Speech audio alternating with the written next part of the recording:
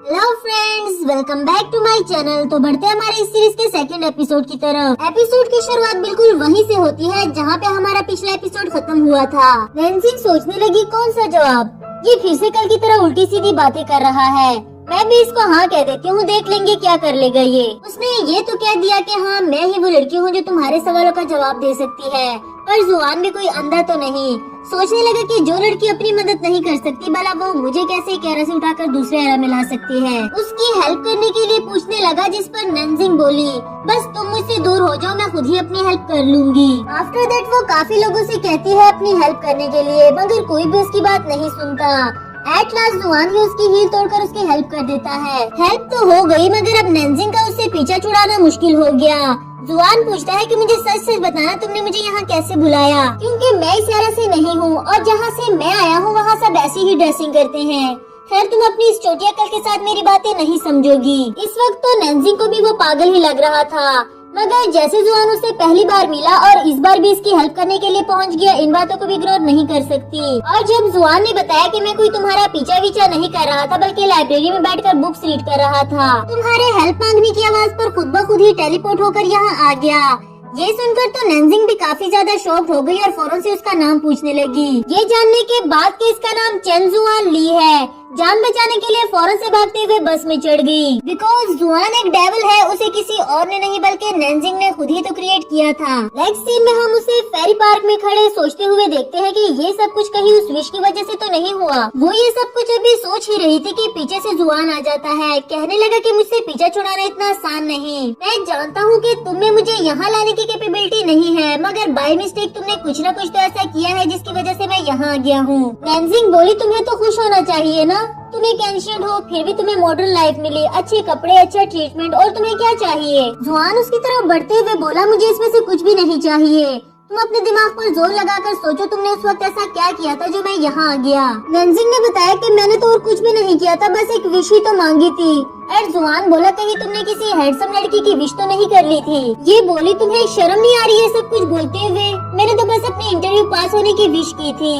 जिस पर जुआन बोला कि तुम्हें मांगते हुए शर्म नहीं आई तो फिर मुझे बोलते हुए क्यों आए। खैर अब जो भी हुआ, तुम्हें फिर से विश मांगनी होगी मुझे यहाँ से वापस भेजने की, और ये कोइन वैसे ही पानी में गिराना होगा। नंजिंग भी दिल ही दिल में ये बात तो जान ही गई थी कि ये सब कुछ उस विश की वजह से हुआ। फिर विश करते हुए बोली, अगर वो अनफॉरगेटेबल लव जुआन ही है तो मुझे नहीं चाहिए गॉड, प्लीज इसको वापस भेज दो। कॉइन भी पानी में फेंक दिया, मगर जुआन तो अभी भी वही का वही खड़ा है, उसे कुछ भी नहीं हुआ, क्योंकि लास्ट टाइम भी नंजिंग ने ये सब कुछ ख्वाब में देखा था। तो इस बार भी जुआन उसे सोने के लिए कहता है। हमारी नंजिंग को यहाँ पब्लिक प्लेस में लेटकर नींद नहीं आती। कहने लगी, अगर कोई हमें देख लेगा तो हमें पागल ही समझेगा ना। जबकि जुआन को तो सिर्फ अपने वापस जाने से मतलब था।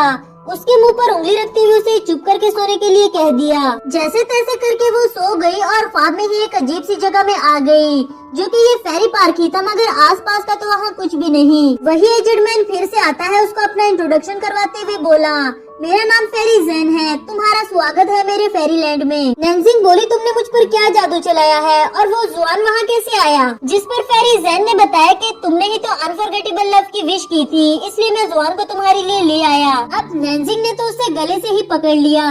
मुझे नहीं चाहिए, वो एक डेविल है, उसे वापस ले जाओ। मैंने उसके बारे में खुद ही तो लिखा था, मैं कैसे भूल जाऊँ। अगर फेरी ज़ेन बोला कि मेरी पावर्स लिमिटेड ही है, मैं उसको वापस नहीं ले जा सकता, और थोड़ी बहुत बुराई तो हर किसी में होती है। वो स्मार्ट है, हैंडसम है, उसे मार्शल आर्ट आती है। तुम जैसी लड़की जिसे कभी किसी लड़के ने उस नजर से देखा तक नहीं, तुम्हें और क्या चाहिए। उसे उसका कॉइन देकर वापस भेज देता है, क्योंकि वो मजीद फेरीलैंड में नहीं रुक सकती थी और जुआन को वापस भेजने में ज़ेन उसकी हेल्प नहीं कर सकता। जागने के बाद सोचने लगी कि मैं तो काफी बड़ी मुसीबत में फंस गई, बेहतर होगा कि मैं खामोशी से यहाँ से भाग जाऊँ, वरना ये डेविल तो पता नहीं मेरे साथ क्या कुछ करेगा। फिर घर जाते ही फौरन से रूम में चुप गई और मॉम के पूछने पर बताया कि मैं थोड़ी सी थक गई हूँ, बस थोड़ा सा आराम करना चाहती हूँ। उसकी मॉम को लगा कि शायद इंटरव्यू अच्छा नहीं हुआ, इसलिए ऐसा बिहेव कर रही है। उसको आराम करने के लिए छोड़कर वहाँ से चली गई। इधर नंजिंग अपना नोवेल डिलीट कर देती है, ये सोचकर कि अगर मैं नोवेल डिलीट कर दूंगी तो जुआन भी हमारे मॉडर्न एरा से डिलीट हो जाएगा। इसी के साथ वो सुकून की नींद सो गई और नेक्स्ट मॉर्निंग उसे अपना फ्लोर पर पड़ा हुआ मिला, जबकि इसके बेड पर तो जनाब जुआन लेटे हुए थे। एक बार फिर से इसको बड़ा झटका लगा। उससे पीछा छुड़ाने के लिए रूम से बाहर जाने ही वाली थी कि पीछे से जुआन आते हुए उसके मुंह पर हाथ रखते हुए बोला, अगर तुम इस मामले में दूसरों को इन्वॉल्व नहीं करना चाहती तो चुप ही रहना। फिर नैन्जिंग उसे सॉरी करती है उसे कल रात वहाँ छोड़ कर आने के लिए, जिस पर जुआन बोला कि ये कोई बड़ी बात नहीं, मैं तुम्हें कहीं भी ढूंढ सकता हूँ। वो सब छोड़ो, तुम ये बताओ तुमने कल रात ख्वाब में क्या देखा। ये भी उसे सच बताने वाली कहाँ थी। झूठ बोलते हुए कहने लगी मैंने कुछ भी नहीं देखा। अब जुआन के पास भी और कोई रास्ता नहीं बचा। कहने लगा जब तक मैं वापस नहीं चला जाता तुम्हारे साथ तुम्हारे रूम में रहूंगा। नैन्सिंग ने तो सुनते ही मना कर दिया, जिस पर जुआन बोला अगर ऐसी ही बात है तो फिर मैं बाहर जाकर उस लेडी से हेलो हाय करता हूँ। नैन्सिंग उसे इसके लिए भी रोकने लगी, बोली तुम मेरी मॉम से कब मिले, खबरदार जो तुमने उन्हें कोई नुकसान पहुंचाने की कोशिश की तो। ये बोला अगर मैं यहाँ किसी को नुकसान पहुंचाऊंगा तो ये सब कुछ सिर्फ तुम्हारी वजह से होगा, इसलिए मुझे ट्रिक करना छोड़ दो। दूसरी तरफ से मॉम आती है उसको ब्रेकफास्ट पर बुलाने के लिए, मगर नैन्सिंग कुछ भी करके उसे अपने रूम के अंदर आने नहीं देती। उन्हें जल्दी से पहुँचने के लिए जॉब पर भेज दिया और जाते जाते मॉम ने बताया कि वो रात को वापस नहीं आ सकेगी, इसलिए दरवाजा अच्छे से बंद कर लेना। नेक्स्ट सीन में एक्सकल्चर की मीटिंग को दिखाया गया, जहाँ एक एम्प्लॉय ने बताया कि इंटरव्यू के दौरान जुकिन ने कुछ स्ट्रेट फॉरवर्ड बातें बोल दी थी जो कुछ इन्वेस्टर्स को अच्छी नहीं लगी। अब हो सकता है कि हमारे नॉवल को फिल्म के लिए सेलेक्ट ना किया जाए। जुकिन बोला मुझे कोई फर्क नहीं पड़ता, मैंने और ये किंग ने ये कंपनी इसलिए नहीं बनाई कि हमारे नॉवेल्स को फिल्म के लिए सेलेक्ट किया जाए। हम सिर्फ इस जनरेशन के लिए मोटिवेशन बनकर यहाँ अच्छे राइटर्स ऐड करना चाहते हैं। ये कहकर जुकिन वहाँ से चला गया और इसके साथ ये मीटिंग खत्म हो गई। आफ्टर दैट ये किंग जियाओ से नैन्सिंग के बारे में पूछती है और उसकी प्रोफाइल अपने पास सेंड करने के लिए कह दिया। इधर जुआन ने नैन्सिंग को बुरी तरह से परेशान करना शुरू कर दिया। इतना सारा खाना मंगवाने के बाद थोड़ा सा खाकर बाकी सारा उसे खाने के लिए कह दिया। बेचारी नैन्सिंग उसे सामने से तो कुछ नहीं कहती, मगर दिल ही दिल में उसे काफी बुरा भला कह रही थी, क्योंकि जुआन भी उसे सर्वेंट की तरह ट्रीट करता है। आफ्टर दैट बात लेने के लिए उसका वॉशरूम यूज करने के लिए भी चला गया और हमारी नैन्सिंग उसे इसके लिए भी रोकती रही। रुकना तो दूर की बात, जुआन ने उसे बात में हेल्प करने के लिए भी बोल दिया। अगर वो नहीं करेगी तो नुकसान उसी को उठाना होगा। किसी बड़े नुकसान से बचने के लिए उसे ये भी करना पड़ा, मगर जुआन से तो उसका ब्लाइंड फोल्ड पहना हुआ भी हजम नहीं हुआ, उसे वो भी उतरवा देता है। फॉर्चुनेटली नैन्सिंग ने जैसे ही अपनी आंखें खोली, जुआन पूरी ड्रेसिंग करके उसके पीछे खड़ा था। फिर उसको पुश करते हुए वहाँ से बाहर जाने के लिए कहने लगी, मगर बैलेंस खराब होने की वजह से खुद ही स्लिप हो गई। गिरने से तो उसे जुआन बचा लेता है, मगर उसके मुंह से थैंक यू सुनने के बाद उसे वापस गिरा दिया। नैन्सिंग को तो काफी ज्यादा गुस्सा आ रहा था, बट जुआन का कैरेक्टर क्रिएट भी तो उसी ने किया है, अब उसे झेलना भी तो पड़ेगा।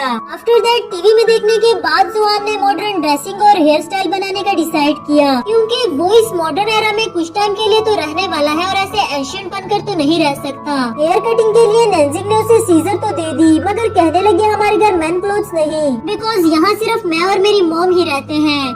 ब्रदर और डैड के बारे में पूछने पर नैन्सिंग ने बताया कि ये दोनों काफी पहले ही इस दुनिया से जा चुके हैं। कुछ सेकंड्स के लिए जुआन को उसके लिए बुरा लगा, बट फिर कहने लगा ये मेरा मसला नहीं है, तुम जहाँ से मर्जी लेकर आओ। इसके बाद सीसी अपने भाई का पुराना स्कूल यूनिफॉर्म लेकर इसके पास पहुँच जाती है, क्योंकि इसे जुआन के लिए कपड़े चाहिए थे, पर उसे अपने घर में इंटर होने नहीं देती, हालांकि उसे जोर किया रही थी।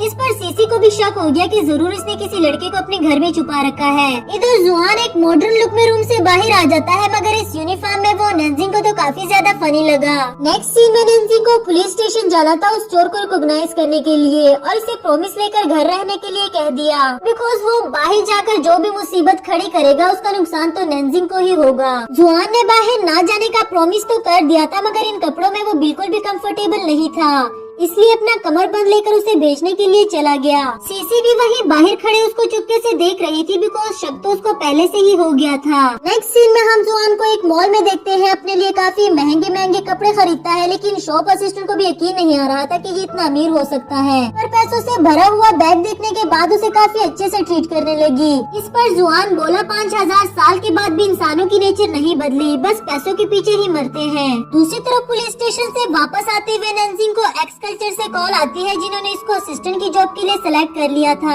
ये सुनने के बाद तो उसकी खुशी का कोई ठिकाना ही नहीं था और वही जंपिंग शुरू कर देती है। अभी उसे कुछ गुंडों ने घेर लिया, जो कि वही चोर था जिसे वो पुलिस के हवाले करना चाहती थी। वैसे तो नैन्सिंग काफी ब्रेव थी, उनको काफी अच्छे से डील करती है, उनसे लड़कर अपनी जान बचाने लगी। कुछ टाइम बाद जब वहाँ आग लगी तो नैन्सिंग डर जाती है और काफी अजीब बिहेव करने लगी। शायद ही आग से उसकी कोई बैड मेमोरीज जुड़ी थी। वही जुआन आता है जिसने दूर से ही चोर को कॉइन मारकर नीचे गिरा दिया। वो लोग भी काफी ज्यादा शॉक्ड हो गए। इसी के साथ हमारा यह एपिसोड भी खत्म हुआ।